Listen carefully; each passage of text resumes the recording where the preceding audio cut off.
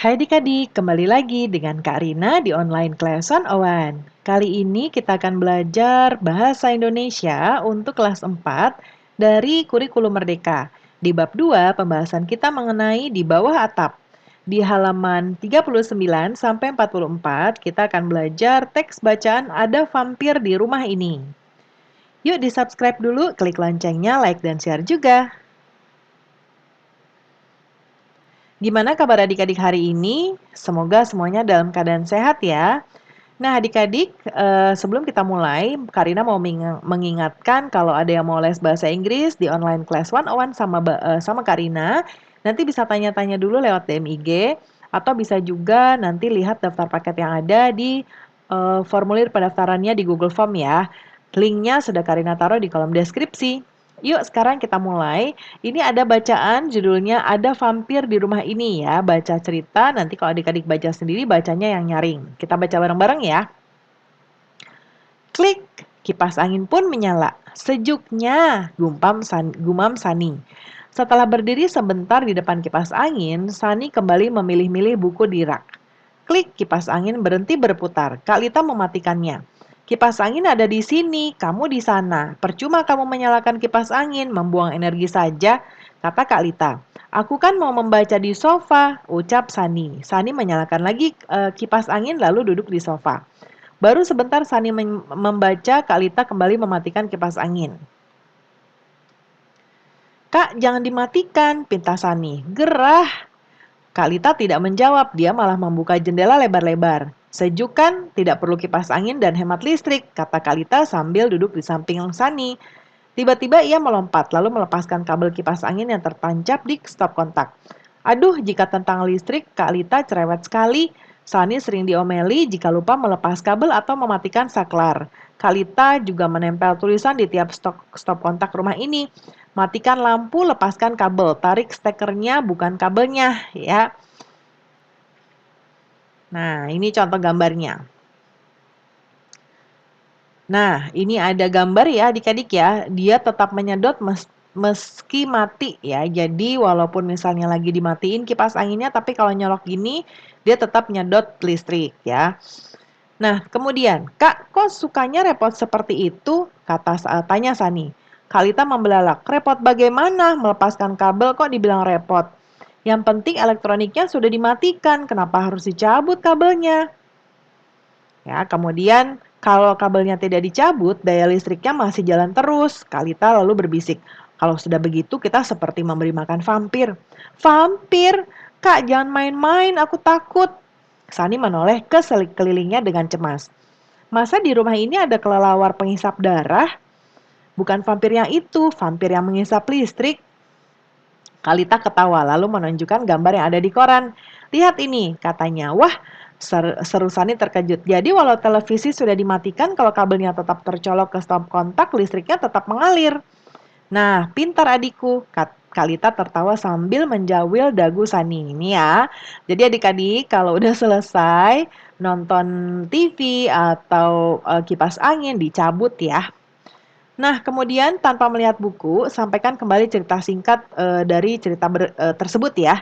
Nah, ini contohnya. Karina buatkan. Nanti adik-adik bisa catatkan dulu, lalu nanti sampaikan kembali. Ini ceritanya nggak terlalu panjang seperti cerita tadi, ya. Jadi lebih disingkat. Yang kedua, cerita seperti apa yang kalian bayangkan saat pertama kali membaca judulnya? Mungkin takut kayak Sani tadi ya. Bayangannya adalah benar-benar ada vampir di rumah ya. Lalu bagaimana pendapat kalian tentang judul ceritanya? Judul ceritanya sangat menarik, bikin kita jadi kepo ya, bikin kita jadi pengen tahu emang benar ada vampir gitu ya. Lalu yang nomor 4, apa yang membuat sikap Sani berubah di akhir cerita? Nah, dia berubah karena mengetahui jika alat listrik sudah dimatikan namun kabelnya tidak dicabut, listriknya akan tetap mengalir. Yang kelima, apakah gambar di atas membantu kalian memahami cerita? Gambar tersebut sangat membantu ya, karena walaupun ada vampirnya, tapi kita tahu bahwa dia nyedotnya nyedot listrik. Menurut kalian apa hubungan antara vampir, kelelawar, dan alat listrik dalam cerita ini? Nah, hubungannya, Jadi, ketika kita mematikan alat listrik tapi tidak mencabut, itu akan tetap mengalir. Nah, ini diibaratkan makhluk vampir, ya. Nah, vampir itu biasanya diidentifikasikan atau diidentikan dengan kelelawar. Nah, aliran listrik yang tetap tersedot ketika kabel tidak lepas itu diibaratkan oleh si penulisnya sebagai darah yang disedot vampir. Nah, tadi ya, vampir juga bisa dilambangkan dengan kelelawar. Berikutnya, kita akan jelajah kata, ya.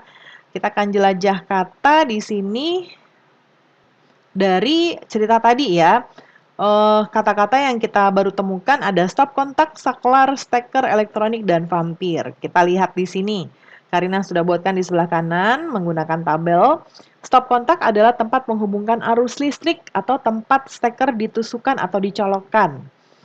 Kemudian saklar adalah penghubung dan pemutus aliran listrik atau tombol yang menghidupkan atau mematikan lampu.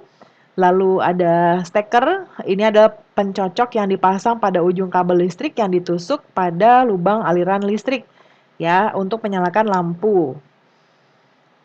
Lalu elektronik adalah alat-alat yang dibuat berdasarkan prinsip elektronika, hal atau benda yang menggunakan alat-alat yang dibentuk atau bekerja atas dasar elektronika. Vampir, kelelawar raksasa penghisap darah, makhluk halus yang menurut kepercayaan orang barat bangkit kembali dan menghisap darah manusia. Nah, setelah kalian memahami artinya, buatlah kalimat dengan menggunakan kata tersebut. Tulis di buku ya. Jangan lupa ada subjek, predikat, objek, dan keterangan. Nah, Karina buat seperti ini. Stop kontak, subjeknya Bapak. Bapak membeli stop kontak di toko elektronik. Keterangannya ada di atas ya. Lalu saklar, Pak Adi mengganti saklar yang rusak. Steker, ayah mengambil steker di atas meja. Elektronik, Rani membeli telepon genggam di toko elektronik. Vampir, vampir bisa berubah menjadi kelelawar ya. Nah, kemudian dalam cerita ada vampir, Kalita membuka jendela lebar-lebar agar tidak perlu kipas angin. Dengan demikian mereka menghemat listrik. Sekarang adik-adik kita akan berdiskusi. Adik-adik akan berdiskusi dengan teman-teman mengapa listrik penting bagi kehidupan manusia. Ya, karena memang banyak manfaatnya ya adik-adik ya, yaitu sebagai penerangan dan sumber daya untuk alat-alat elektronik. Coba bayangkan kalau kita nggak punya listrik, kita punya HP, HP-nya juga kalau mati ya udah nggak bisa dipakai. Kalau malam mau belajar nggak ada lampu juga susah. Pakai lilin itu takut kebakar atau takut apa namanya dan cahayanya nggak terlalu bagus ya, tidak seperti lampu. Lalu nomor 2 atau yang kedua, bagaimana kalau tidak ada listrik? Nah tadi gelap gulita dan nggak ada alat-alat elektronik ya.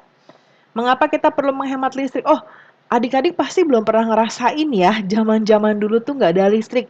Mungkin mama papa adik-adik ada yang sempat ngerasain belum ada aliran listrik. Coba deh tanya, Karina pernah dulu waktu kecil masih ingat ya. Jadi kalau malam itu kita pakai namanya lampu templok ya. Itu dari dari bensin atau dari minyak tanah ya, lalu ada sumbunya.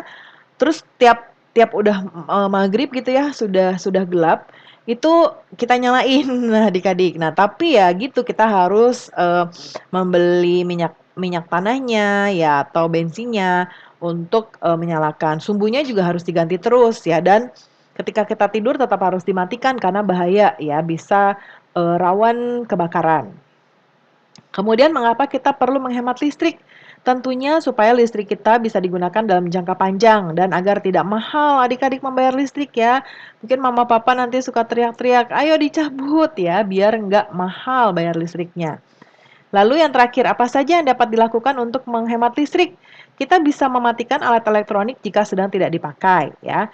Kemudian membuka jendela di siang hari. Nah, kemudian nanti dipresentasikan ya. Nah, pembahasan kita untuk bagian ini sudah selesai ya adik-adik. Semoga pembelajaran kita kali ini bisa bermanfaat. Jangan lupa kalau yang mau les bahasa Inggris bareng Karina bisa tanya-tanya lewat DM IG atau bisa lihat paket kelas yang ada di formulir pendaftarannya di Google Form ya. Linknya sudah Karina taruh di kolom deskripsi. Yuk di-subscribe dulu, klik loncengnya, like dan share juga. Terima kasih sudah menonton sampai akhir. Mohon dimaafkan apabila ada kesalahan dalam perkataan maupun dalam materi yang diberikan. Sampai jumpa di pembelajaran berikutnya.